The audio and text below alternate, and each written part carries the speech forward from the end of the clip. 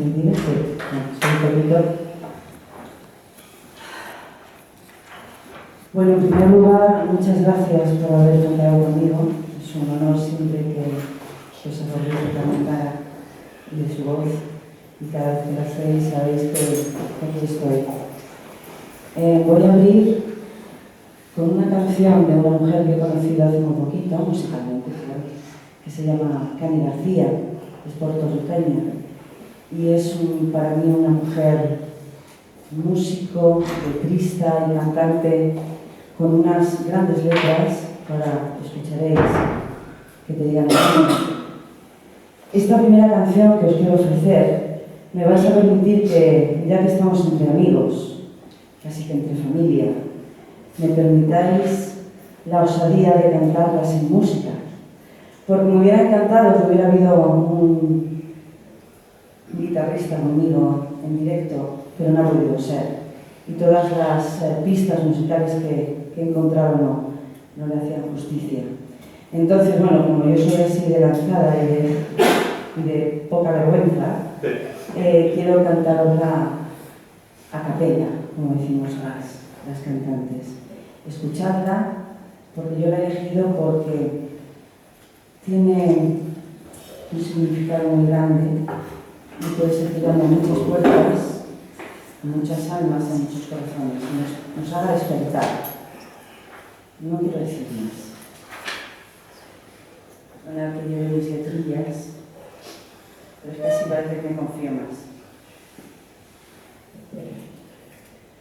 Se portaba mal, muy mal, había que agarrarle y jalarle el pelo, pegar 3 puños antes de ir a cama y mañana perdóname que te quiero. Se portaba mal, muy mal, tapaba la herida para ir al trabajo, y si una amiga pregunta y dice por la escalera caí hasta abajo, se hizo un libreto que se iba creyendo, mentiras que se iba ofreciendo, hoy solo me queda el lamento. Me dijo, todo esto quizás lo merezco, seguro mañana despierto y el tipo me dice lo siento. Y se apagó como se apaga una vela encendida, se sopla de golpe, se cierra la llama, se acaba la vida. Y así murió como se mueren miles cada día. Y entre este silencio la culpa es del hombre, pero también mía. Se portaba mal, muy mal, eso le decían las viejas del barrio, que aquí se nace pa' obedecerle y si algo duele se va guardando. Me dijo, todo esto quizás lo merezco, seguro mañana despierto y el tipo me dice lo siento. Y se apagó como se apaga una vela encendida, se sopla de golpe, se cierra la llama, se acaba la vida. Y así murió como se mueren miles cada día. Y entre ese silencio la culpa es del hombre, pero también mía. Quiero que tú regreses para sacudir todo este llanto, para decir perdóname por no hacerte caso. Y así murió como se mueren miles cada día. Y entre ese silencio la culpa es del hombre,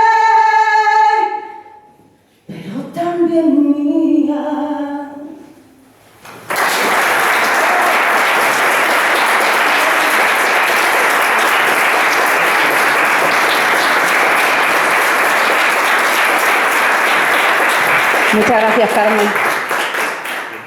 Me dejas sin palabras, la verdad. Estaba yo ahí. Joder. Bueno, bienvenidos de nuevo. Bienvenido a todas, bienvenido a todos. Siempre me gusta traer a esta cita, que voy a leer ahora, empezar con esta cita, porque creo que tiene mucha fuerza. Es: defendemos la emancipación de la mujer, queremos para la mujer todos los derechos civiles.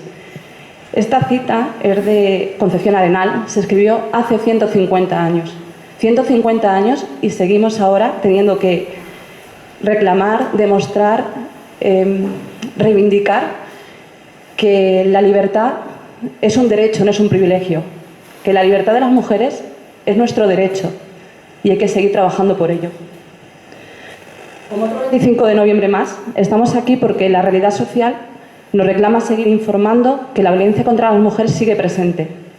No solo por los asesinatos que se han cometido a lo largo del año, 52, bueno, y falta por verificar el de anoche, pero bueno. 1.237 de 2003. 1.237. Llevamos casi a un asesinato por semana. Pero antes de llegar al asesinato, la violencia contra nosotras se ha ido manifestando a veces a través de formas más relevadas. Insultos, violencia psíquica, maltrato, agresiones, violencia en las guerras que estamos viviendo ahora mismo, como la guerra de Palestina, como la guerra de Ucrania. 5 millones de mujeres europeas afirman ser víctimas de violencia psicológica. 5 millones de mujeres, según el Sistema Estadístico Europeo que se hizo en el año 2022. Pero otras muchas formas de violencia son mucho más sutiles y se han instalado en nuestro día a día. Y hemos ido asumiéndolas, hemos ido permitiéndolas y normalizándolas. Quien no ha visto estos días, como en las manifestaciones de Ferraz, se mostraban muñecas hinchables personificando a las ministras. Muñecas, sin sexo, sin voz. Y esto, desde la manosfera, desde su discurso misógino, es lo que han venido trayendo a lo largo de este tiempo. Es mejor tener muñecas hinchables en casa y poder hacer con ellas lo que quieran, a establecer relaciones físicas y personales con mujeres reales. Porque con las muñecas se puede hacer lo que se dé la gana, con las mujeres no. Y lo más preocupante es que impactan en el colectivo más influenciable: adolescentes, jóvenes, hombres que pertenecen a la cultura del like, que devoran contenido que denigra a las mujeres, comparten fotos privadas como si fueran cromos, sabiendo que con la huella digital esta agresión se reitera cada vez que la foto se comparte en un chat de WhatsApp o de Telegram, que está además a la orden del día. En definitiva, se normaliza que nosotras sigamos siendo esclavas de nuestro sexo, propiedad privada, fruto de la cosificación que empezó hace 2500 años con el patriarcado. Hoy quiero presentaros a Ana Villaseñor, que es la responsable del área de Jóvenes de Izquierda Unida de Castilla-La Mancha, y Alba Díaz, que es trabajadora social especializada en igualdad de género y de trata de mujeres y de violencia de género y de prostitución. Ambas nos van a hablar de esa violencia que pasamos a veces por alto y que está solo con hacer un clic. Pero antes de darles paso, me gustaría finalizar con Marcela Lagarde. Los hombres son machistas cuando marginan, cuando discriminan, cosifican, pero también cuando sobreprotegen a las mujeres. Y lo son, desde luego, cuando las hostilizan, las maltratan, las atemorizan, las acosan y las violentan. El machismo de los hombres se extiende a su propio género, cuando actúan contra otros hombres para ejercer dominio genérico sobre ellos y así empoderarse. Ana, te doy paso. No pasa nada. O sea, voy a tener tos casi todo el rato, así que, pero bueno, sobreviviré. Gracias. Es que me cogió el catarro del año, ¿sabéis? Pero no pasa nada. Bueno, vamos a ver si esto mejora un poco. Bueno, hola a todos y a todas. Yo soy Ana. Estudié Lenguas Modernas y Literatura, pero bueno, actualmente soy la coordinadora de Jóvenes de Izquierda Unida en Castilla-La Mancha, como ya he dicho. Yo voy a daros un poco un contexto sobre la violencia y las redes sociales y un poco de dónde viene todo esto, la extrema derecha, cómo se relaciona por ahí. Entonces, bueno, para empezar un poco sí que me gustaría reflexionar sobre la violencia. Para mí actualmente creo que la violencia hacia las mujeres es algo que se ha actualizado. De hecho, a mí me gusta decir que es como que lo que ha pasado es que ha habido una actualización, como la actualización del Windows 2.0, ¿no? Entonces, lo mismo ha pasado un poco con la violencia. Ha dado como un salto cualitativo. No es que las mujeres hayamos cambiado en el imaginario común, es decir, no es que hayamos pasado a una posición mejor, sino que simplemente vivimos las violencias de una forma diferente. ¿Qué significa esto? Pues que, por ejemplo, con la era digital y con toda la actualización de las redes sociales y la tecnología, pues ahora hay nuevas formas de ejercer esta violencia, como puede ser el deepfake, que si no lo conocéis, y voy a traducir estos palabras raros que a veces nos inventamos, es básicamente cómo se han modificado las caras de mujeres para ponerlas en cuerpos desnudos. Le pasó, por ejemplo, a Rosalía y le ha pasado a un montón ya de mujeres famosas, pero también está pasando en pueblos como puede ser, creo que era Almendralejo, si no recuerdo mal, en Extremadura, donde básicamente ocurrió a un grupo de niñas adolescentes. También podemos hablar de neoprostitución y de nuevas formas de mercantilización del cuerpo, como están ocurriendo ahora con todo el tema de...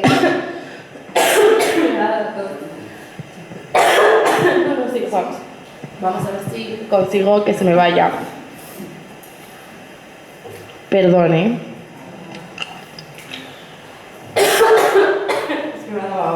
Es que la hora de la noche es la peor.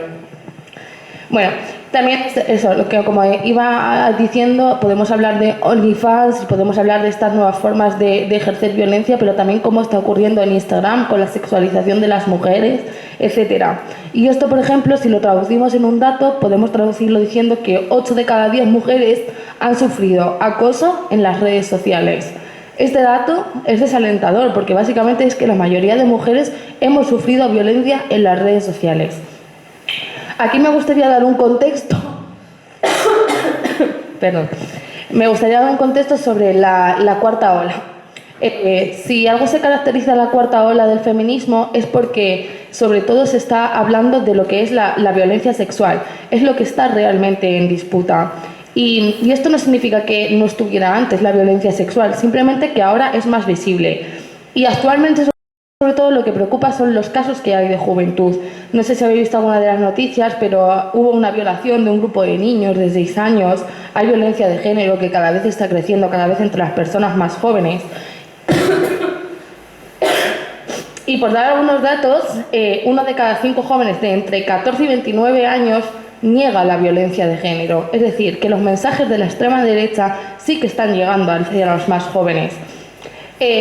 Por ejemplo, si nos fijamos en esta población joven, como os decía, Vox es la tercera fuerza más votada de los jóvenes que votan por primera vez. Pero, sin embargo, aquí hay una contradicción, es que cada vez hay actitudes más igualitarias. Y, de hecho, hace poquito ha salido una encuesta de FAT que la verdad, si estáis interesados en el tema, os aconsejo darle un vistazo, en el que efectivamente se ratifica que esas conductas igualitarias han ido aumentando con el paso de los años. Sin embargo, la extrema derecha nos la está colando por algún lado. Y es ahí donde tenemos que ir. ¿Por qué los hombres están enemistados con el feminismo? Y creo que esto es una pregunta que todas nos hacemos y que muchas veces no sabemos cómo resolver. Y bueno, vengo a poner, sin mucha osadía, ¿no? Pero vengo a poner en la mesa pues varias cuestiones. Para mí un fallo que tuvo el feminismo fue hacer el debate sobre si los hombres eran feministas o aliados. Y voy a explicar por qué. Básicamente porque no nos interesa si son feministas o aliados, nos interesa que tengan unas actitudes que sean feministas per se. No nos interesa tanto el término, pero justamente la disputa que hubo hizo que muchos se alejaran de esto porque no sabían dónde posicionarse, ¿no? Básicamente el tema lo que hizo fue producir un distanciamiento e incluso una expulsión del movimiento feminista, porque si no eran feministas eran aliados y luego pasaron a ser los aliades, ¿no? Que todas sabemos que es como el término peyorativo que decimos al hombre que parece que es feminista pero luego resulta que en actitudes pues viene a ser que no lo es. En este sentido no encuentran su sitio, y cuando no encuentran su sitio y no saben cómo transicionar hacia otro modelo de masculinidad que no sea la típica heteronormativa, el típico macho, ¿no?, que corresponde a los roles de género, fuerte, que no tiene ningún tipo de emoción, que no sea la ira, etcétera, pues claro, no tiene una respuesta, no sabe cómo transicionar. Entonces aquí hay varias partes. Primero, una cuestión emocional, y es que la sociedad ha limitado a los hombres emocionalmente para sentir. Entonces, bajo este punto ya es difícil llegar hacia ellos. Hay otra parte más, que es la de perder privilegios. El feminismo se ha centrado mucho en hablar de perder privilegios, pero no ha hablado en ningún momento de lo positivo que es eso. Perder privilegios también tiene que ver con abandonar esos roles de género que nos encajan, que oprimen y que al final hacen a ese hombre que muchas veces incluso ni se conozca a sí mismo porque no es capaz de sentir y desarrollarse emocionalmente como tal. Entonces, en ese sentido, perder privilegios no solamente tiene que ver con eso, por ejemplo, no ser el jefe en un sitio. Tiene que ver también con este tipo de cuestiones y con ser más feliz y con salirse un poco de esos estereotipos y de esa caja. Y entonces, cuando no sabemos abordar este tema y explicarlo como tal, y creo que no hemos sabido hacerlo, lo que al final facilitamos es ese fértil caldo de cultivo del que se está aprovechando la extrema derecha. Y en este sentido hay que decir que obviamente lo que han hecho partidos como Vox, pero actualmente pues hay un movimiento reaccionario bastante importante, es capitalizar la frustración y el enfado, que son emociones muy fuertes que nos lideran y que hace que vayamos a tiro hecho hacia ciertas conclusiones. Y aquí es donde entra la manosfera. ¿Alguien conoce el término? Por aquí creo que sí, alguna persona. Lo voy a explicar, no te preocupes. La manosfera son espacios masculinistas, es decir, espacios de hombres que se organizan. Y sobre todo esto ocurre en las redes sociales. Si habéis estado en las redes sociales, seguro que habéis visto al típico hombre que dice: te doy 5 consejos de cómo ligar con una mujer. Y lo único que enseña son técnicas de manipulación y técnicas de acoso hacia las mujeres.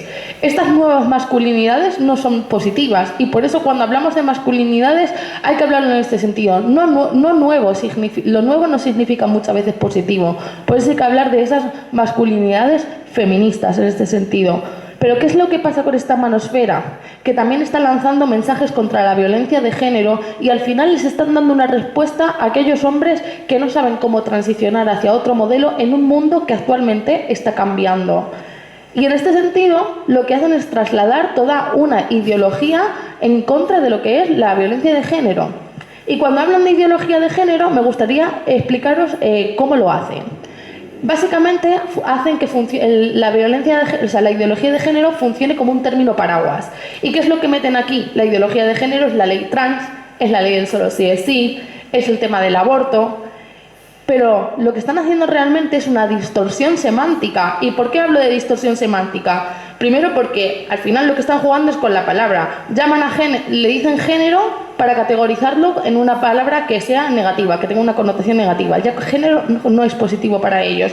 Pero por otra parte lo llaman ideológico. ¿Y con ideológico a qué se refieren? Se refieren a falsedad. Y en este punto creo que sin duda pues estamos perdiendo totalmente la batalla de qué significa lo ideológico y qué significa lo político. Y es que les favorece la antipolítica. Les favorece la antipolítica porque es mucho más fácil dar respuestas desde la negatividad, desde el enfado, que dar explicaciones súper constructivas y súper complejas. Y ahí justamente creo que vamos a remolque. Porque nosotras no solamente tenemos que lanzar un mensaje de concienciación y sensibilización, sino que también tenemos que responder a cada una de las falsedades que emiten por su boca. Y eso nos dificulta muchísimo, pues al final, llegar a la gente. Mira, algo curioso que me pasó en una escuela que estaba de gente joven fue que trajimos a la monologuista Penny Jay, no sé si la conocéis. Pero bueno, hubo en un momento que de repente se puso, en un momento del show empieza a gritar ¡libertad, libertad! Y entonces le empieza a decir a la gente, venga, sumaros conmigo. Y la gente se quedó como un poco ahí, en plan, no sé qué hacer, ¿grito libertad o no grito libertad? ¿Y por qué pensó la gente esto? Porque lo asociaba a Ayuso. Y es ahí donde nos están ganando en el terreno. Porque justamente asociaron la libertad a Ayuso y por tanto dijeron, pues yo no voy a nombrar la libertad, cuando justamente hemos sido precisamente la izquierda quienes hemos luchado por la libertad y nos hemos abanderado de ella. Por eso cuando hablo de que nos están ganando la batalla entre lo ideológico y lo político, me refiero a este tipo de cosas. Por último, y para ir acabando, porque creo que me interesa como más el debate que vayamos a tener y tampoco voy a dar como muchas más vueltas, me voy a centrar en el tema de las redes sociales. De la ciberviolencia no se habla desde hace mucho. Y esto surge sobre todo a raíz de esta cuarta ola, donde, como he dicho, efectivamente, una de las vueltas de tuerca que sufre la violencia es que se digitaliza, ¿no? Y aquí, pues ya decía, tenemos los ataques con la inteligencia artificial, tenemos esa hipersexualización que se vende como forma de libertad, como forma de empoderamiento hacia la mujer, que realmente no lo es. Tenemos esa mercantilización del cuerpo y esa parte de compañía que se está haciendo al final a hombres, que al final no deja de ser otra cosa que neoprostitución y otra forma de mercantilizar nuestros cuerpos y nuestras vidas. Y lo vemos con los sugar daddies, lo vemos con los OnlyFans y lo vemos también, por ejemplo, no sé si habéis visto ahora que se está poniendo de moda el tema de vender fotos de pies o vender tus bragas. Que están habiendo una promoción en las redes sociales increíble. No sé si os pasa, sobre todo a las chicas jóvenes que veo por aquí, pero que os sale el típico vídeo de un chico preguntando a una chica: ¿cuánto dinero tienes en el banco? Y ella le dice: tengo 250.000 euros. Y le dice: wow, ¿cómo siendo tan joven tienes tanto dinero? Y entonces ella le dice: porque vendo fotos de mis pies. Esto es mentira, pero es un montaje que están haciendo y difundiendo así. Totalmente. Nos estás bombardeando con este tipo de publicidad para que literalmente mercantilicemos nuestros cuerpos. Y sin duda creo que este es el debate que nos toca tener como generación. Como generación tenemos que hablar de la ciberviolencia, tenemos que hablar de las violencias digitales y bueno, y creo que esto pasa también porque hablemos de esa futura regulación que la verdad que espero que llegue en este sentido. Pero bueno, vamos a hablar como también de muchas cosas y cómo de esta violencia se reproduce, así que yo lo dejo aquí. La tos me dejó terminar mi ponencia, pero luego después seguimos con las preguntas y el debate y las preguntas que vosotras también tengáis. Gracias. Te toca. Te doy el turno. Muchas gracias, Carmen. Bueno, yo soy Alba, yo trabajo con jóvenes y también con mujeres y detectando explotación sexual y trata. Trabajo en la provincia de Toledo, directamente con mujeres que están en prostitución inicialmente y luego pues viendo si hay algún otro caso pues más en cuanto a explotación o trata, como comento. Concretamente, además, el fenómeno que está comentando Ana de la ciberviolencia dentro de las redes sociales es algo que se está dando en la normalidad de los jóvenes y que es urgente atajarlo y ponerlo sobre la mesa y debatir sobre ello. La Fundación ANAR, por dar así un dato inicial, expuso que el 70% de las víctimas de ciberbullying y de ciberacoso eran menores, mujeres, y eran adolescentes. Entonces, sobre esto es por lo que es importante empezar a hablar de qué está ocurriendo en las redes sociales. Al final, las redes sociales no dejan de ser un reflejo de lo que estamos viendo también en la realidad, que se traslada a las redes sociales y que si no te ha llegado a través de las redes sociales, también te llegará a través de tu día a día presencial. Entonces, finalmente las redes sociales son entornos que acaban siendo esas cámaras de ecos de esas violencias y que además la percepción de las violencias que se sufren dentro de las redes sociales y de los efectos perniciosos que tienen este tipo de violencias son entendidos por la juventud como irrelevantes o como inocuos, ¿no? Me han mandado un mensaje directo metiéndose con si soy fea o soy guapa, con mi físico. Y al final lo que siempre se recomienda es como, bueno, pues déjalo, ¿no? Déjalo estar, a mí me da igual este hate, pero finalmente acaba teniendo bueno, pues una mella psicológica en las personas que están recibiendo esto. El anonimato también del mundo virtual permite a cualquier persona que pueda acosar, que pueda insultar o que pueda hostigar finalmente a través de la insistencia a través de Instagram, de TikTok. Y lo que estamos viendo además es que finalmente da igual que estemos hablando de mujeres que son famosas o que no lo son.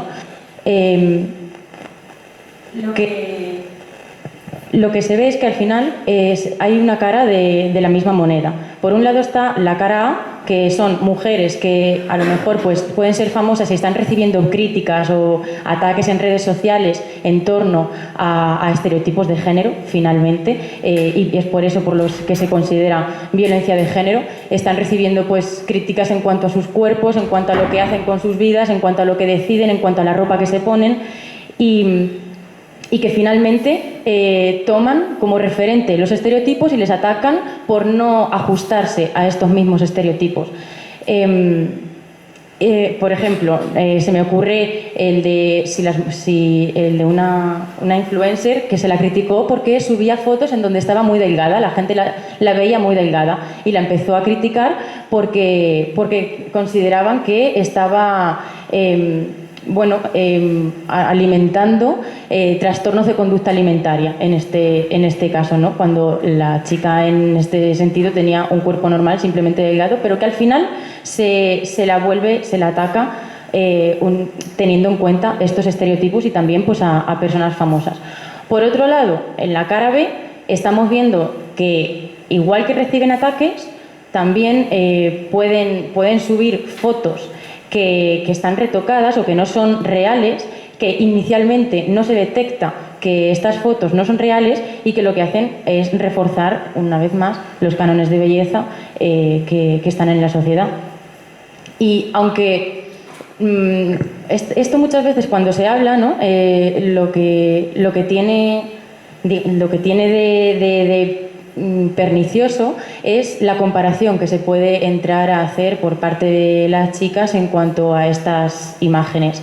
Sin embargo, es que no es tan sencillo, ¿no? Porque al final la comparación no es directa. El daño, digamos, está en ver constantemente un estilo de fotos en donde unos cuerpos y las normas de estos cuerpos se están repitiendo de una forma constante y en donde finalmente se entiende como normal unas determinadas normas corporales y cuando tú las buscas en ti, pues muy probablemente eso no lo veas, ¿no? Entonces, ahí es cuando empieza el rechazo al propio cuerpo, la frustración por no llegar a determinados objetivos, porque al final no es natural, no es algo natural lo que se esté mostrando. Esto tiene otras consecuencias como dejar de mostrar determinados contenidos en redes sociales por temor a que nuestro físico genere rechazo en otras personas, en las personas que lo ven, o también en los trastornos de conducta alimentaria, en la hipervigilancia del cuerpo, en el control de la comida, que finalmente pues el problema llega cuando el control de lo que comemos interfiere en nuestras relaciones sociales, en nuestra relación con la comida y empezamos a medir, a pesar lo que estamos comiendo y nos culpamos por comer determinados alimentos y comemos otros para aliviar esa culpa que inicialmente se surgía, ¿no? Vale, además estamos viendo en redes sociales que hay hace poco salían algunas noticias sobre algunos filtros de Instagram o de TikTok en donde lo que hacen habitualmente pues es afinar la cara, ¿no? O hacer que tu cara se parezca más directamente a la de una niña pequeña, ¿no? O a la de famosas, ¿no? Caras muy delgadas. Y cómo esto, muchas veces las personas se hacían fotos con estos rasgos y en una última instancia había incluso personas que lo llevaban a clínicas para que les hiciesen una operación estética basándose en estas imágenes. Entonces, finalmente las redes sociales están afectando. Creo que hay un problema porque al final quienes están dentro de las redes sociales, e incluso más que muchas veces las personas adultas, son menores y adolescentes, y en donde además la educación que los padres, las madres, los tutores tratan de practicar con las redes sociales en cuanto a los menores suele ser con la lógica del castigo o de la prohibición del uso de este tipo de dispositivos o de meterse dentro de las redes sociales. Y es que las redes sociales están aquí, son una parte elemental de lo que es la interactuación de las personas jóvenes y lo importante realmente es educar en cómo utilizarlas y en cómo rechazar determinados contenidos. Quería también comentar el tema de la pornificación de las redes sociales, porque aprovechando todo esto que comentaba en cuanto a que se suben fotos en donde aparecen cuerpos, en donde se hostiga o en donde se violenta a las mujeres en cuanto a las fotos que suben y los cuerpos que en estas fotos aparecen, hay una cosa que es la pornificación de las redes sociales, en donde en un estudio del 2020 de la Red Europea de Periodismo de Datos y de Algorithm Watch determinaron que el algoritmo premia aquellas publicaciones que se hacen en donde se ve más piel. Es decir, en donde las personas salen en ropa interior, salen desnudos estratégicos tapándose pues partes del cuerpo con el brazo o con algún traje de baño, etc., ¿no? Cuando estas publicaciones se están mostrando más, el algoritmo las premia y por tanto se muestran más, es más probable, evidentemente, entonces que obtengan likes. Y el mensaje que se acaba enviando es que si tú quieres obtener likes y si tú quieres obtener interactuaciones a través de los contenidos que tú estás subiendo a tus redes sociales, lo que tienes que subir son fotos en donde se vea tu cuerpo. Esto también está ligado finalmente a la autoestima. ¿Cómo funcionan las redes sociales y cómo tú sientes que estás teniendo interacciones o que estás teniendo atención de las personas con las que estableces una amistad en estas redes sociales? Pues a través de estos likes y por tanto, si tú lo que quieres es esa interactuación, esos likes, y lo que quieres es subir esas fotos para que te den estos likes, al final tu autoestima queda a la deriva del algoritmo, en primer lugar, publicando fotos en las que se ve tu cuerpo y de la cosificación que finalmente hacen los usuarios a través de lo que tú acabas mostrando en las publicaciones que haces. El desnudo sigue llamando la atención. Llama la atención aunque la persona usuaria que está utilizando esa red social no sea lo que está buscando, y igualmente probablemente clique en esa publicación.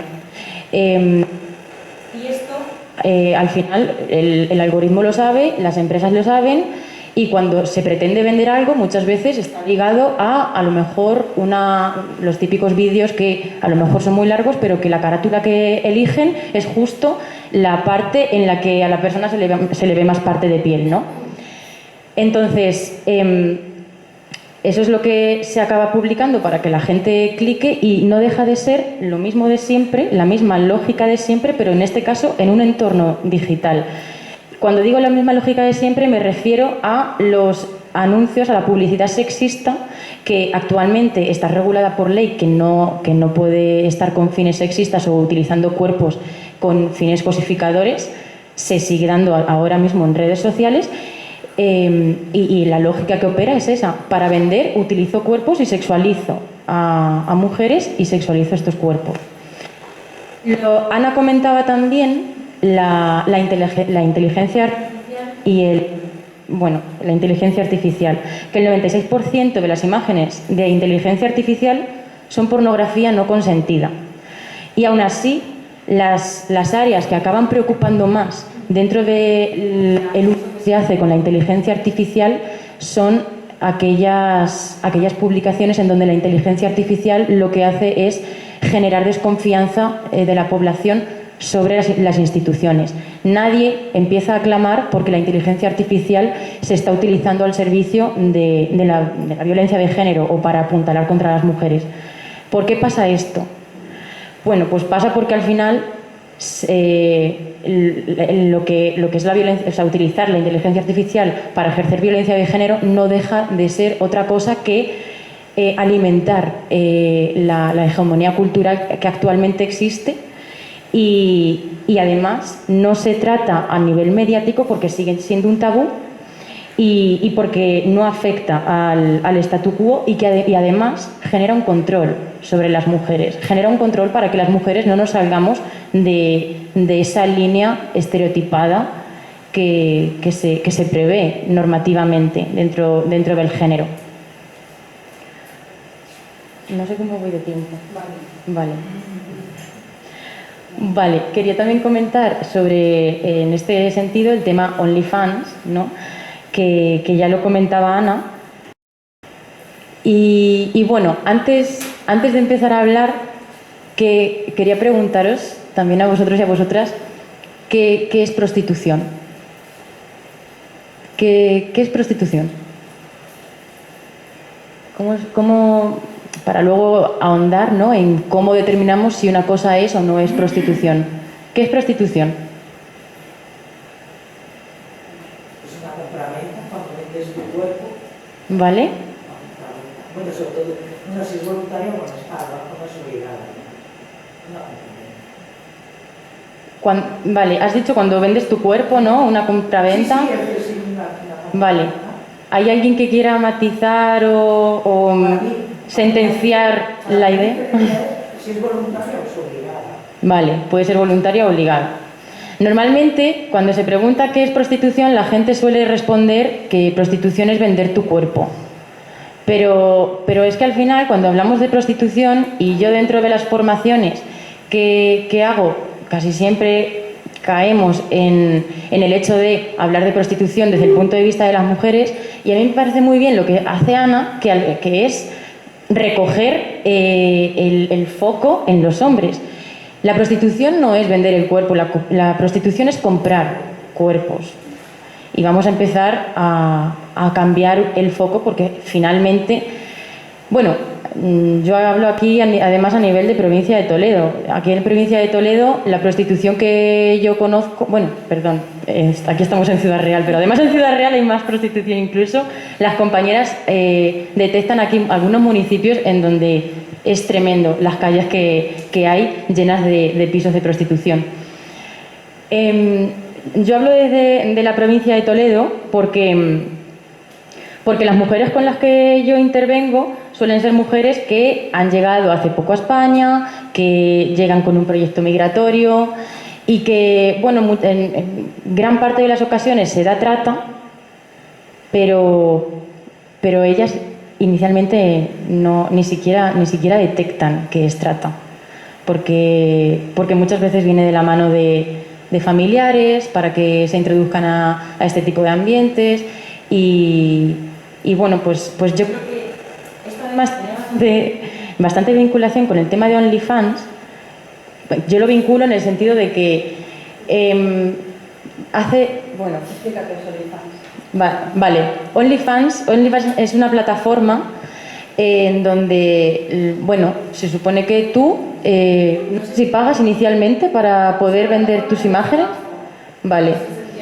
Es una plataforma de mecenazgo en donde tú decides subir tus vídeos o tus contenidos de contenido sexual y la gente paga para poder ver esos contenidos. Normalmente se paga para ver contenidos sexuales que realiza esa persona concretamente, ¿vale? Y entonces tú pagas a esa persona en específico. Entonces, digamos, el debate de OnlyFans está en que finalmente, al ser una plataforma de mecenazgo, la persona lo que hace es meterse dentro de esa plataforma de forma voluntaria, ¿no? Se entiende. Claro, ahí se supone que hay una aparente idea de libertad y además incluso lo revisten muchas veces de empoderamiento, ¿no? Yo utilizo esta plataforma y doy este tipo de contenidos porque a mí me hace sentir poderosa, ¿no? Dicen algunas personas que utilizan OnlyFans y que venden este tipo de contenidos. Bueno, de hecho, porque me empodera, dicen. Pero claro, yo creo que aquí hay que hacer una distinción muy importante que es el empoderamiento. El empoderamiento finalmente es algo colectivo y a estas personas subir este tipo de contenidos no les está empoderando, vamos a hablar con propiedad, no les está empoderando. En todo caso les estará haciendo sentir poderosas, pero ¿qué es sentirse poderoso o poderosa dentro de una actividad sexual? ¿Qué pensáis que es? Tener el control. Es tener ese control y finalmente someter. Entonces vamos también a pensar en qué idea del sexo está proliferando actualmente, tanto a través de las redes como a través de este tipo de plataformas, y qué es lo que les está llegando a los jóvenes. ¿Cómo yo disfruto del sexo y de mi cuerpo? ¿Disfruto sintiéndome poderoso sobre alguien? Y bueno, pues creo que esto también está muy vinculado con el tema de la trata, porque hay que ser muy consciente de que aunque tú lo hagas de forma voluntaria, lo que estás metiendo ahí son contenidos en donde está tu imagen. Que esto yo lo digo mucho en los institutos, ¿no? Que muchas veces lo que me dicen en los instis es: "Buah, pero la gente que sube ahí cosas luego gana un montón de dinero", que yo lo he visto en publicaciones, en Reels, en Instagram y en TikTok, que es lo que dice Ana. Ahora no para de haber publicaciones en donde preguntan "¿y cómo tienes tanto dinero en la cuenta?". Pues vendiendo fotos de mis pies, que además eso es también bastante peligroso, porque las cuentas que hacen este tipo de contenidos no son cuentas oficiales ni vinculadas a ningún tipo de plataforma de mecenazgo o como OnlyFans. Entonces pasa por ser una cuenta en donde lo único que hacen es entrevistar de forma inocente y casualidad que justo dan con una persona que a través de este tipo de plataformas y vendiendo fotos de sus pies se hacen ricos y se hacen ricas, ¿no? O sea, evidentemente está vinculado a estas empresas, y es por eso por lo que lo promocionan. Entonces, en este sentido, finalmente la gente que lo utiliza acaba subiendo su imagen, y una vez las imágenes acaban dentro de lo que es Internet, el control se pierde sobre ellas. Y luego es mucho más fácil poder hacer algún tipo de chantaje, algún tipo de extorsión con estas fotos, y que estas personas que empezaron haciéndolo voluntariamente acaben siendo víctimas de explotación sexual. Vale. Bueno, no sé si hasta aquí tenéis alguna duda, que tampoco me gusta a mí. De hecho, este formato como de hablar yo, no suelo hacerlo mucho, como hablar yo ahí del tirón.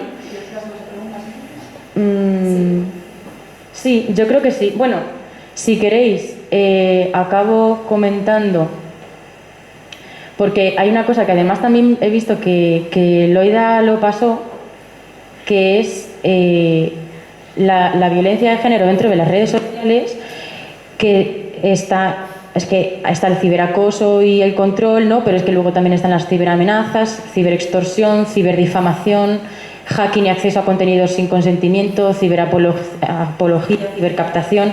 O sea, hay muchas violencias dentro de lo que es el entorno de las redes sociales que no se identifican inicialmente, pero que puedo ahondar en cualquiera de ellas si tenéis interés, pero que lo que acaban haciendo es generar, a través de hostigamiento y humillación y una repetición constante dentro de las plataformas de las redes sociales, a los jóvenes que no participen, que no interactúen dentro de las redes sociales, que no comenten determinadas cosas, que no suban determinados contenidos, o incluso que se traslade en un bullying en digamos, su vida presencial dentro del instituto.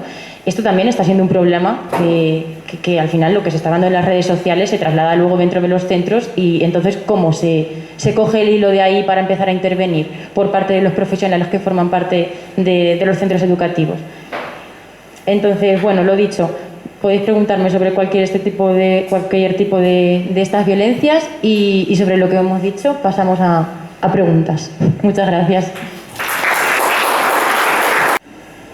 Loida. No, yo creo que... no sé si es una pregunta o es una reflexión, no sé lo que va a acabar. Pero con el tema del OnlyFans que acabas de sacar, Alba, OnlyFans surgió en 2016 o así, empezó como una plataforma de mecenazgo, también como una vía, sí, muy amplio. Realmente en OnlyFans hay gente que hace su fotografía, yoga, lo que sea, muchas cosas. Surgió como eso, y de hecho surgió como una vía de expresión de otros colectivos que en las redes más mainstream, más comunes, y Instagram además, no se le daba tanta visibilidad. O sea, el colectivo LGTBI o el colectivo negro, sus contenidos no se les daba tanta visibilidad en Instagram, que es mayoritariamente muy blanco, y se movían ese tipo de plataformas. Fue a partir de 2020, con el confinamiento, que se empezaron a dar este tipo de contenidos más sexuales. Y ahí es donde viene un poco, no sé si mi reflexión o mi pregunta, de ¿dónde ponemos el foco? En la oferta se empezó a crear porque la gente se aburría en su casa y empezó a crear contenido, y luego hubo gente que lo demandaba, o ya existe una demanda. Es la demanda la que hace crecer esa oferta de contenido sexual, y que también va relacionado con lo que tú decías, Alba, de ¿En dónde estamos poniendo el foco? ¿En la persona que ejerce la prostitución o en que la está consumiendo? ¿Qué tipo de prostitución estamos hablando ahí? Eso por un lado. Y luego también el tema OnlyFans. Quería saber tu opinión, Alba, sobre una figura que está surgiendo últimamente, que es el gestor de cuentas. A ver, ¿qué se suele decir en inglés? Gestión de cuentas de OnlyFans. Un hombre, siempre, que es el que gestiona las cuentas de varias mujeres creadoras de contenidos en OnlyFans, contenido evidentemente de tipo sexual. Y ellos se llevan un porcentaje. A mí esto me suena mucho proxenetismo. Pero no sé si tú estás viendo este tipo de casos como a nivel profesional, si esto se aborda desde el nivel profesional o no se considera directamente prostitución, ni explotación, ni trata. Las dos cosas. Vale, a ver, en cuanto a lo último, esto de gestión de cuentas, pues evidentemente tiene pinta de que detrás hay pues una actividad proxeneta, pero yo creo que esto no está regulado a nivel penal, entonces yo no sé hasta qué punto, si esto se denuncia, se consideraría como que es prostitución, o sea, no lo, vamos, que es trata en todo caso, porque sería trata, es que prostitución ni siquiera está, a no ser que haya un lucro. Si hay un lucro por parte de la persona que lleva estas cuentas, entonces sí podría entenderse así. Ellos lo venden como que son sus representantes, porque a la mujer que el contenido de OnlyFans se la llama como modelos, se les suele denominar modelos. Luego también depende de cómo lo perciban ellas. Si lo perciben que lo están haciendo de una forma voluntaria y finalmente no denuncian, pues, digamos, calificado como delito, ¿no? Como prostitución o como trata. No sería, pero yo sí lo considero prostitución, la verdad. O sea, y sí considero que detrás hay una actividad proxeneta. Si hay una persona que además está lucrando de la imagen de estas mujeres y que está gestionando pues eso, sus cuentas, y luego el hecho también de que estas mujeres estén utilizando esta plataforma, que hasta qué punto es voluntario, y yo creo que finalmente también la trata o la explotación sexual, o sea, y esto lo comento bastante, no, en la realidad, cuando se da, por ejemplo, con las mujeres en los pisos, no llega un furgón, las coge de donde ellas estén y las suelta en un club o en un piso para prostituirlas. Hay una manipulación psicológica detrás que hace que ellas consideren que están eligiendo de manera voluntaria el hecho de estar ahí. Y justo por eso es complicado trabajar con mujeres en situación de prostitución, porque tienen que ser conscientes ellas y dar el paso ellas para decir estoy en un sitio o estoy haciendo algo que realmente no quiero hacerlo. Claro, las profesionales, por muy claro que muchas veces lo tengamos desde fuera, yo al menos tampoco soy de la opinión de decir, bueno, pues cojo a esta mujer, yo estoy viendo que esto es prostitución y te voy a llevar a denunciar, porque finalmente volvemos un poco a lo de siempre. Si primero quien decide por estas mujeres es un gestor de cuentas o un proxeneta, y después soy yo como trabajadora social que sabe en este caso todo lo que tiene que ver con prostitución y de explotación sexual, y sé que tú estás en peligro, aunque tú me digas que no, pero yo sé que sí, entonces estas mujeres, ¿cuándo toman la agencia de su vida y las riendas de su vida? Entonces, yo este tema de la voluntariedad, pues bueno, también lo pondría bastante en duda, y sobre todo de dónde bebe, porque es que yo creo que también actualmente en un entorno como el que se está dando dentro de las redes sociales, que es hipersexualizado, y que además estamos educando en esa hipersexualización, porque los niños y los jóvenes, cuando se están metiendo ahí desde pequeños, están viendo ese tipo de contenidos, y es que ya no lo buscan, es que está dentro de las redes sociales, y si se meten a buscar cosas de fútbol, de Fórmula 1, a ver películas, es que salen anuncios. Si es que no lo buscan, es que les llega, y si no les ha llegado, el compañero de clase se lo va a enseñar. Entonces, estamos dentro de sociedades hipersexualizadas en donde al final a las mujeres, si seguimos alimentando dentro de cuando esto se junta con el estereotipo de género, en donde lo que se refuerza de nosotras es nuestra imagen, acabamos entendiendo que nuestra imagen dentro del marco de la sexualización de las redes sociales, si tienen esas interactuaciones, si tiene esos likes o si tiene ese público, entonces nos sentimos empoderadas, ¿no? Nos sentimos que nos hacen caso, o sentimos que estamos donde queremos estar. Y ese es el problema de la voluntariedad y de la deriva que está tomando pues esa voluntariedad en sociedades hipersexualizadas. Y luego con lo otro, pues la verdad es que no te sabría responder. No sé si Ana tiene alguna respuesta más concreta en cuanto a dónde poner el foco. Sí, le voy a dar una vuelta a esto. A ver, sí, o sea, porque yo estaba reflexionando sobre este tema. Además, hoy me estaba viendo un debate que además os recomiendo, que salió con Gameplays, un debate que hizo Elizabeth Duval con Amarna Miller, que tiene unas posiciones mucho más del liberalismo, vamos a decir. Para mí lo primero es que OnlyFans habla de empoderamiento, pero en realidad lo que les pasa a las mujeres, que es lo que tienen, es una reclamación del cuerpo como una propiedad, ¿no? Es decir, es mío propio y con él hago lo que quiero. Pero ¿de verdad hacen lo que les da la gana? Aquí hay cuestiones clave. Lo primero es que OnlyFans se lleva a comisión. O sea que ya partiendo de ahí probablemente pues venda más tu contenido o menos, y habría que ver cómo funciona en este sentido. Y luego, por otra parte, es que al final no es verdad que se haga lo que una quiere. O sea, en el sentido de la voluntariedad, no importa tanto si tú quisiste entrar de la aplicación como cuánto de voluntario es el contenido que tú subes. Es decir, el debate de la voluntariedad en sí es estéril, porque ¿quién toma decisiones voluntarias a día de hoy? O sea, es como un debate filosófico que se ha planteado en toda la historia de la filosofía, pero lo cierto es cuánto de voluntario eres y no te influye toda la sociedad y toda la cultura, etcétera, etcétera. Pero no es el debate es cuánta de voluntaria eres tú subiendo qué tipo de contenido, porque al final tu contenido vende en base a una cosa. Es decir, que si vende más que enseñes X a que hagas Y, vas a hacer X. Entonces, ¿es una decisión voluntaria? Sí y no, porque también tiene un proceso total de mercantilización.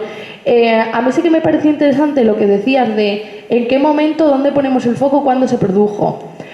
Un dato interesante es la precariedad de las mujeres. Si miramos cualquier dato, cualquier estadística, sean mujeres jóvenes, las mujeres siempre estamos peor. Estamos peor en el mercado de trabajo, estamos peor en cuanto a nivel de salarios, estamos peor en cuanto a paro. Es decir, la precariedad inunda completamente nuestras vidas. Si nos situamos en el punto del COVID, que es efectivamente cuando hay un auge de lo que es la plataforma OnlyFans, ¿qué es lo que pasó durante el COVID? ERTES, paro, gente a la que echaron, y especialmente ¿quién se quedaba cuidando? Mujeres. Partiendo de esa base, toda esta neoprostitución surge de ahí, surge de la precariedad. O sea, si tú haces un debate normal con una persona y le dices, oye, ¿qué tal? O sea, ¿a ti te gustaría vender fotos de ti desnuda? Probablemente la mayoría de personas te digan que no. ¿O consideras que es un trabajo prostituirte? Probablemente la mayoría de personas te digan que no. Pero claro, en un contexto de precariedad, en el que no tienes trabajo, en el que no puedes salir de casa y en el que no puedes hacer otra cosa, dices, pues tengo mi cuerpo. Tengo mi cuerpo y una plataforma que me permite venderlo. Yo creo que el auge parte de ahí. El auge también parte de la precariedad de las mujeres. ¿Cuántas mujeres jóvenes no están teniendo ahora OnlyFans y su discurso es porque así puedo tener mi independencia y mi vida y pagar mi alquiler y de paso pues participar de esta sociedad obviamente consumista en la que yo me puedo comprar todos los caprichos que a mí me dé la gana? Efectivamente, también parte de esa conciencia neoliberal del consumo, ¿no? De, pues ahora quiero esto, ahora quiero lo otro, ¿y qué dinero tengo para tal? Pues si me neoprostituyo, y voy a decirlo así, tengo un dinero que me permite hacer eso, y además un dinero que en ocasiones ni siquiera es declarado y demás. Entonces, bueno, hay un pozo negro que sin duda yo creo que hay que meterle mano. Y bueno, pues de momento eso, porque bueno, se puede profundizar muchísimo en este tema de OnlyFans, así que lo dejo a posibles preguntas. Tengo una pregunta. ¿El OnlyFans sale fotos sexuales realmente o sale femenino? Quiero decir, ¿hace contenido sexual o contenido sexualizado? Se hace contenido sexual, sexualizado y contenido explícito. Es decir, o sea, puede ser incluso, o sea, hay parejas que salen también en OnlyFans, es decir, puede ser una mujer, puede ser en tipo fotográfico y puede ser a través de vídeo. Y de hecho, incluso, o sea, tú puedes subir contenido y que te paguen por ese contenido, o bien el consumidor puede coger y decir: yo quiero esto de ti, quiero un vídeo en el que digas mi nombre mientras te tocan las tetas, puede ser explícita, ¿vale? Y entonces coges y tú dices: vale, pues yo acepto esto, y literalmente le mandas un vídeo haciendo lo que te pide. Entonces, ¿dónde está la vara de medir en ese sentido también de la voluntariedad que decías antes? ¿Hasta dónde sí, hasta dónde no? ¿Y ese contenido se puede descargar? ¿O solo lo puede consumir en esa plataforma? El problema es que en ocasiones lo que se hace es grabar la pantalla. No es que se pueda descargar, es que la gente graba la pantalla o graba con otro móvil y lo sube a YouTube. De hecho, si pones en YouTube y te invito a hacer la prueba OnlyFans, te sale Remix OnlyFans 2019 y te vas a encontrar una serie de joyas maravillosas. Sí, esto pasa.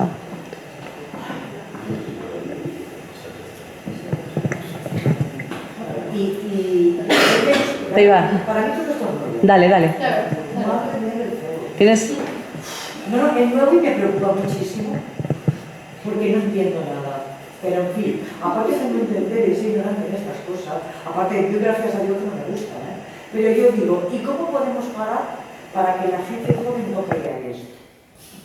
Yo ahí veo un problema también. Porque lo que veo que si como ahora mismo Internet está tienen acceso ya niños, ya ni adolescentes, ya niños y demás, ¿cómo podemos parar esto? Porque esto es imparable.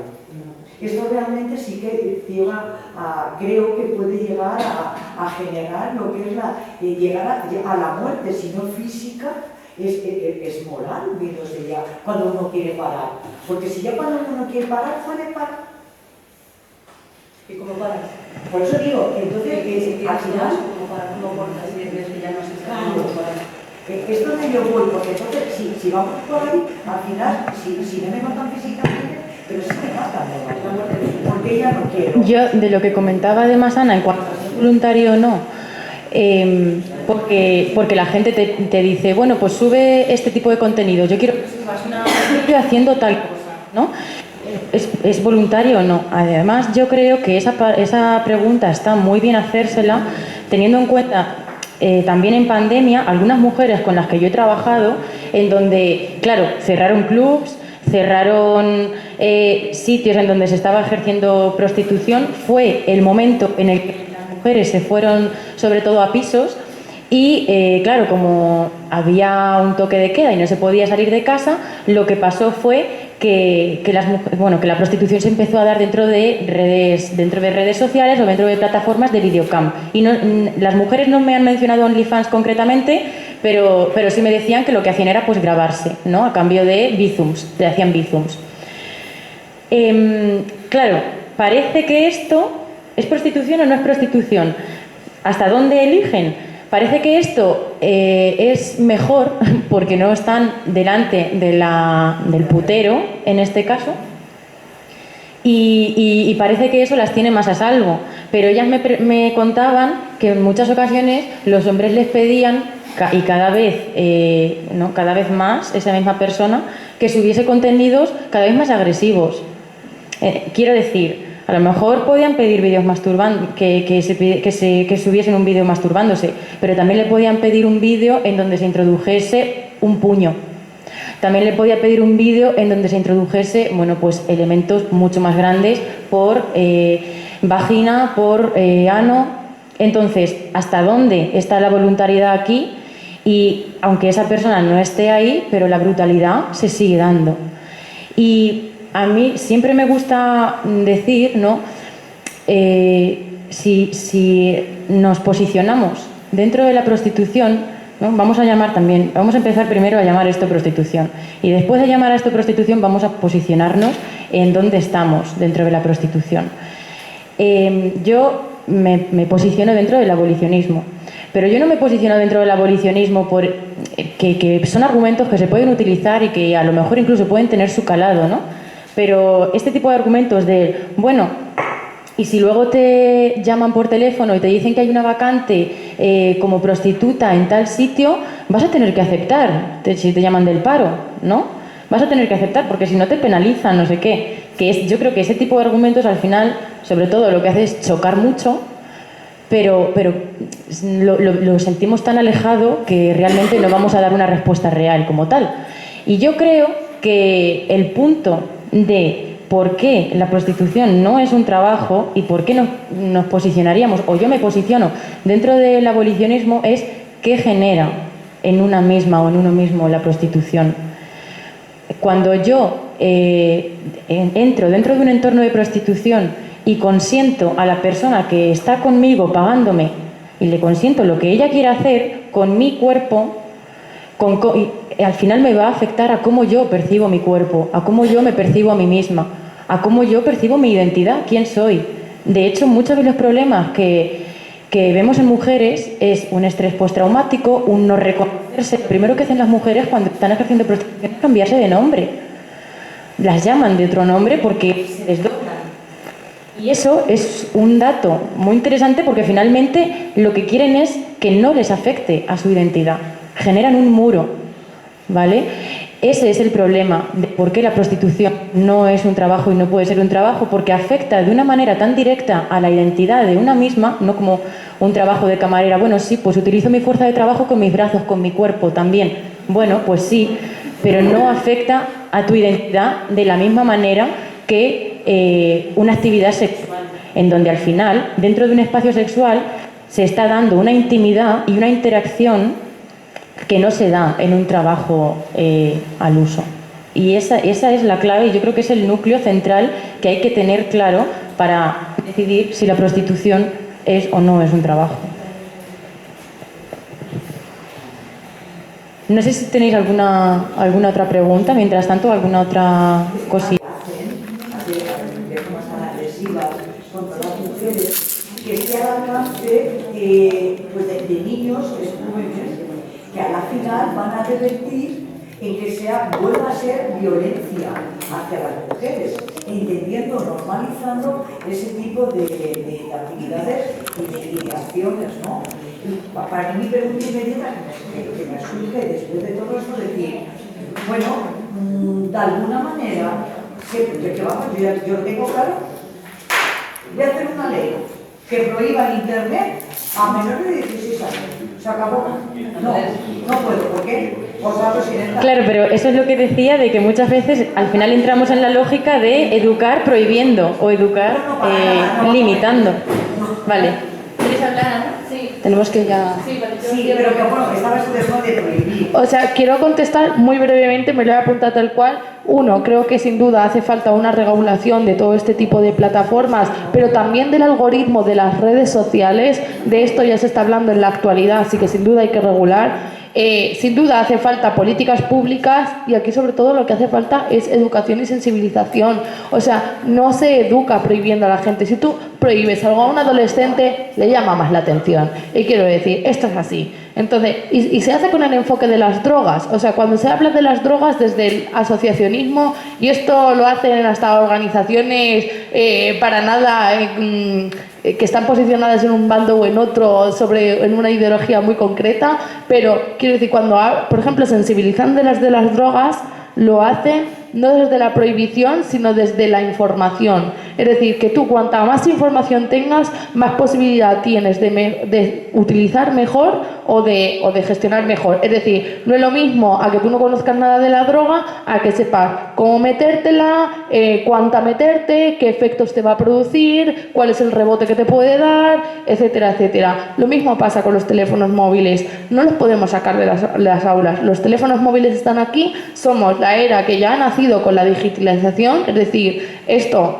bueno, en mi caso yo, por ejemplo, yo todavía conocía los Nokia, pero claro, la gente joven de ahora ya ha nacido con esto y literalmente mi prima de 3 años sabe buscar en YouTube y le da el micro, o sea, quiero decir, pero lo que hay que hacer es, 1, activar los controles parentales, o sea, quiero decir, y esa edad. 2, regular bien que el acceso a las redes sociales de verdad no lo tenga gente que no lo puede tener. Si Instagram habla de que a partir de 16 tú puedes tener Instagram, ¿qué hacen los niños de 14 con Instagram?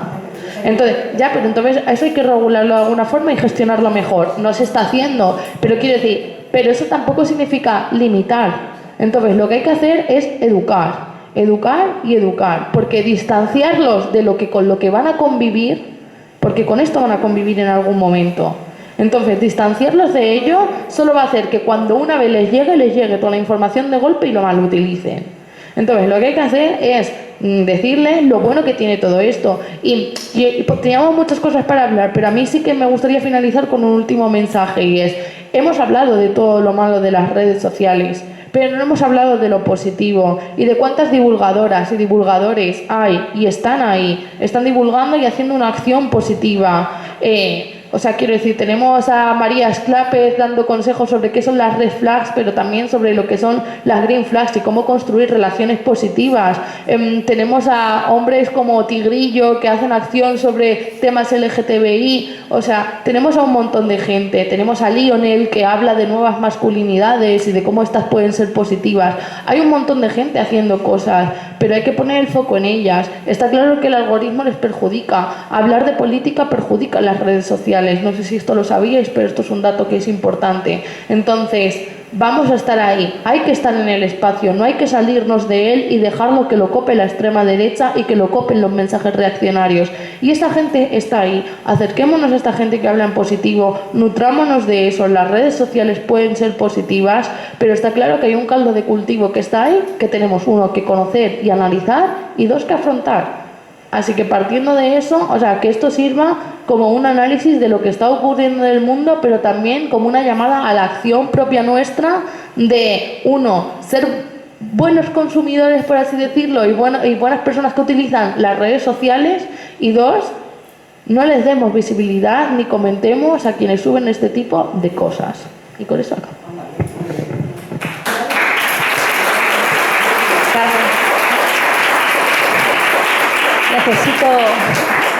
Necesito descongestionar porque ha habido cosas que me he quedado también yo un poco traumatizada. Por favor, cántanos. Mientras tanto, mientras que Carmen prepara, os quiero dar las gracias a todos por venir. Gracias, Ana. Gracias, Alba.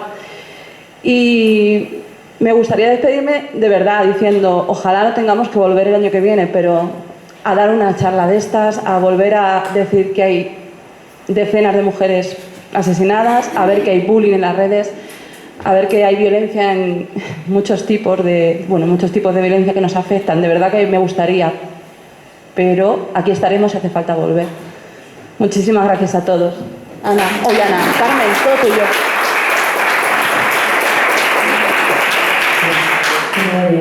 Sí. Bueno, pues muy agradecida que me hagáis que yo finalice. Después de cómo ellas hablan, ¿Tú cantas? sí, menos mal. Menos mal que yo canto y me dan ya las palabras hechas. Pero menos mal que elijo buenas canciones, porque por desgracia hay gente que canta cosas que no se deberían escuchar. Y esas también llegan con mucha facilidad a los oídos de los jóvenes. Pero yo, pues mi criterio es otro, no sé ya si por edad. Yo he elegido ahora a una persona que se llama Ana Belén y que escribió allá por los años 90, seguro que más de uno no había nacido, yo tampoco. Sí, claro. Qué mona, fíjate. Yo tampoco. Sí, yo ya había nacido, yo tenía ya 20 añazos. Y escribió una canción preciosa, esta gran señora a la que tengo el honor de conocer personalmente, que es Ana Belén. Y espero que se escuche. Tiene como título Desde mi libertad.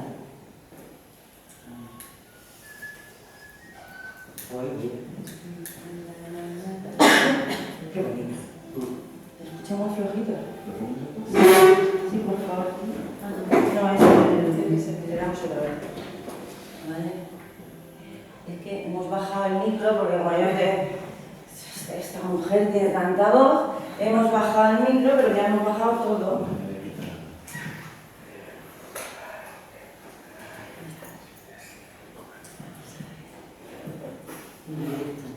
Qué guay. Se oye menos todavía. Dale, dale, dale. Dale ahí que le doy otra vez. Cállate, señor. Si eso canto sin micro. No se oye nada.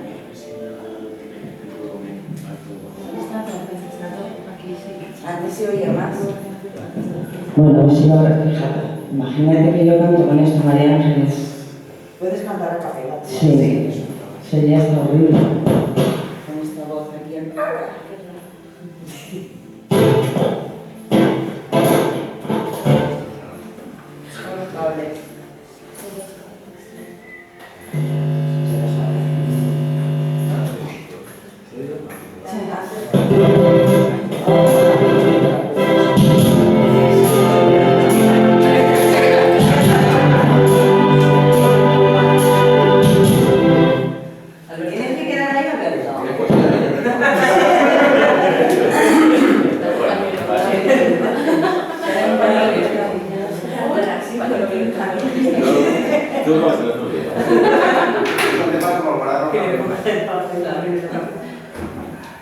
No te preocupes, Alberto, que se diga reina.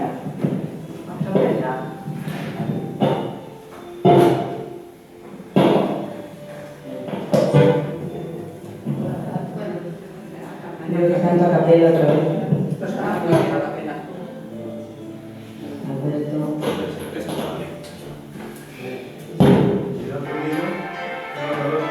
Se oye más ahí, sí. Sentada en el andén, mi cuerpo tiembla y puedo ver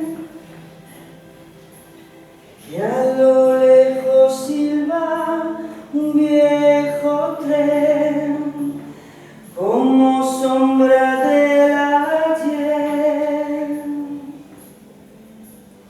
No será fácil ser de nuevo un solo corazón.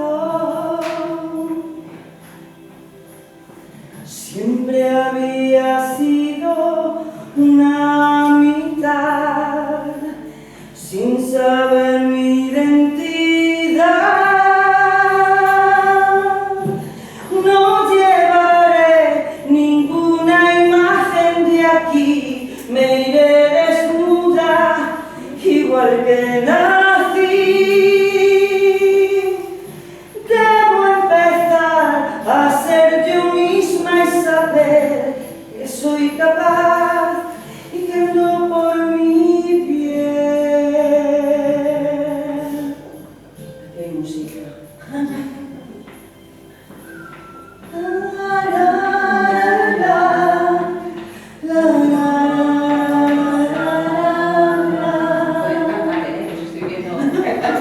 Siempre había sido una mitad, sin saber mi identidad. No llevaré ninguna imagen de aquí, me iré desnuda, igual que nací.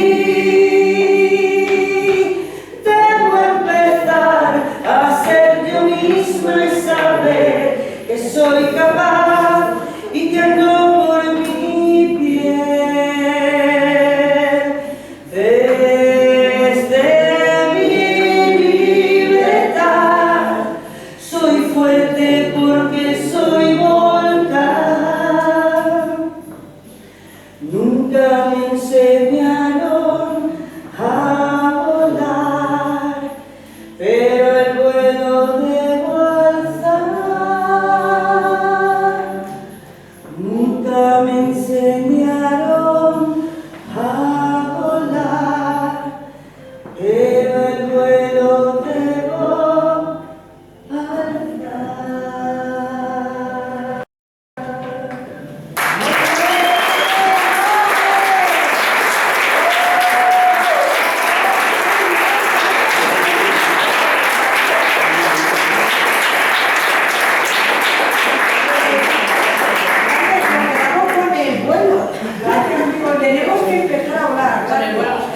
¡Qué guay! Bueno, muchísimas gracias a todos de nuevo. Gracias por venir. Vosotras.